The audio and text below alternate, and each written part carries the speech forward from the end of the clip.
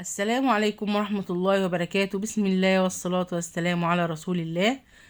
ورجعنا لكم بقصة جديدة، ياريت تنول إعجابكم إن شاء الله. القصة اللي معانا النهاردة بتحكي عن أخ وأخته. قصة جميلة جدا فيها عظة وعبرة،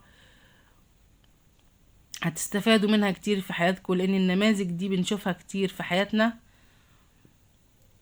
وبنسمع عنها كل يوم. القصة بتحكي عن بنت أصيبت بمرض السرطان، عافانا الله وإياكم. البنت كانت في الثانوية العامة، فطلبت البنت من أبوها ومن إخواتها إن هم يعالجوها. البنت دي كان ليها 17 أخ من أمها المتوفية، و16 أخ وأخت من أمها وأبوها مع بعض. فطلبت منهم إن هي تسافر برا البلد، هي من دولة عربية. طلبت منهم إن هي تسافر أمريكا عشان تتعالج، فرفضوا بحجة عدم جدوى العلاج. قالوا لها العلاج مش هيجيب معاكي اي فايدة، وطبعا المصاريف دي هتتصرف على الفاضي بدون اي شفاء يعني. وطبعا الشفاء من عند الله، هم ما خدوش بالاسباب ومرضوش ان هم يسفروها. ففي اخ من اخواتها تشبث باخته، وهو كان متوسط الحال، ما عندوش الا راتبه وبيت عايش فيه هو وزوجته. فالشاب رحمة منه ورأفة بأخته، راح رهن بيته بمبلغ كبير، وابتدى في إجراءات السفر. لما زوجته علمت بالأمر ده صارت عليه وعملت معاه مشاكل وهددته ومشيت من البيت، وقالت له لو انت مرجعتش عن قرارك ده انا مش هرجع لك تاني، لان اللي انت بتعمله ده غلط مش صح. فاهله رفضوا كمان، قالوا له بلاش ان انت تسافر وتعالجها، العلاج مش مجدي ومش هيعمل معاها اي حاجة وما تعملش كده. فهو حب ان هو ما يكسرش بخاطر اخته. اخته طلبت العلاج وقال يعني ناخد بالاسباب وصفرها، لعل ان ربنا يشفيها ويكون سفرها سبب في علاجها. اكمل الاجراءات وما انتبهش لكلام زوجته. اكمل الاجراءات ورهن بيته، ما باعش البيت يعني، مجرد ان هو رهنه، وسافر مع اخته لامريكا عشان تتعالج.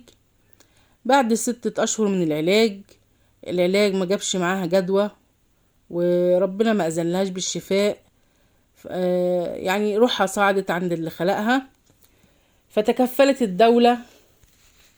الدولة اللي هم منها بنقل الجثمان، وقعد مع جثمان اخته ودفنها في البلد اللي هم منها.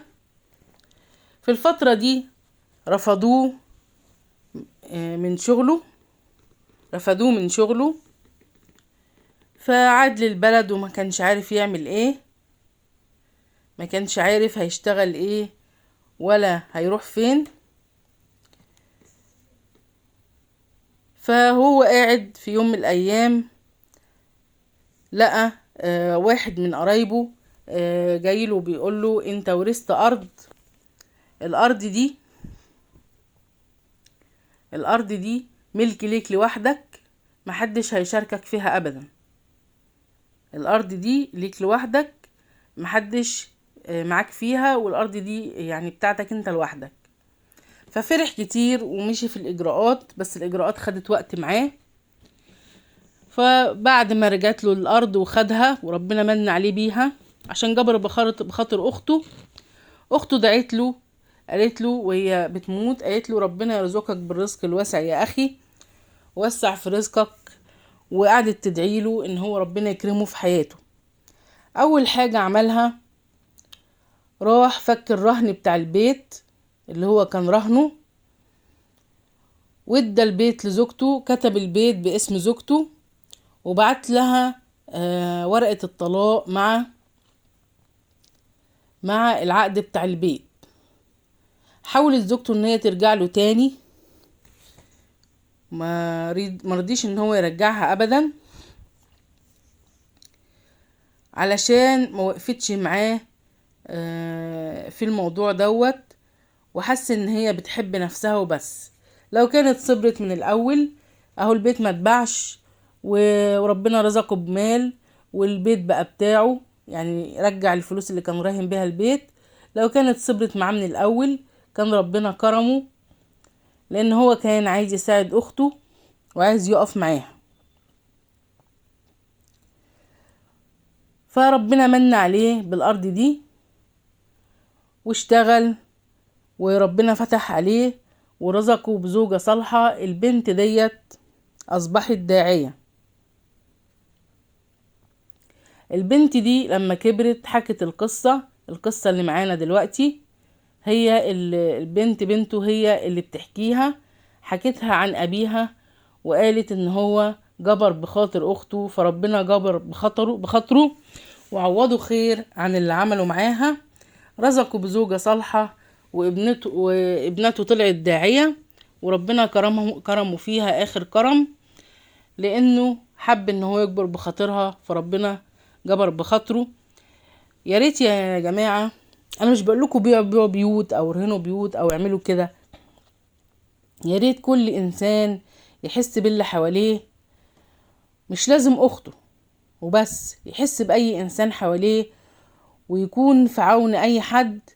كان الله في عون العبد ما دام العبد في عون اخيه. وزي ما احنا بنقول جبر الخواطر على الله، لما تجبري بخاطر اي حد ولا تجبر بخاطر اي حد ربنا بيجبر بخاطرك وبيوسع رزقك. حتى لو جبرت بخاطر حيوان ماشي في الشارع، لو بيتضرب واخدته واكلته واطعمته عندك في البيت ربنا يكرمك بسببه. لو جبرت بخاطر عصفور حطيت له اكل وميه وتصدقت عليه ربنا يجبر بخاطرك. لو جبرت بحد مسكين في الشارع ربنا يجبر بخاطرك، ما بالك بقى لو اخواتك لو اهلك. شوف بقى ربنا يعمل معاك ايه وهيفتح عليك ازاي. احنا ما بنقولش ان احنا نعادي زوجاتنا ولا واحدة تعادي زوجها علشان خاطر اهلها، لا طبعا، بس احنا نعمل قدر المستطاع واللي نقدر عليه نعمله، وربنا هيكرمنا في حياتنا ونقف مع بعضينا. لو الزوج حب يقف مع اهله الزوجة تكون معاه وتقول له خليك معاهم وقف معاهم قدر استطاعتهم. خلاص عمل اللي قدر عليه والحمد لله. برضو لازم يراعي زوجته ويراعي ابنائه، مش معنى كده ان الواحد يجي على زوجته ويجي على ابنائه، لا طبعا. لازم يراعي دول ويراعي دول، وربنا يكرمه في حياته ان شاء الله. يشوفوا هي لو كانت وقفت مع زوجها اهو البيت ما اتباعش وفي الاخر كان بقى ليها. هي لو تركت الشيء لله كان ربنا عوضها، من ترك شيئا لله عوضه الله خيرا منه او ابدله الله خيرا منه. يا ريت القصة يا جماعة نكون خدنا منها عظة وعبرة في حياتنا،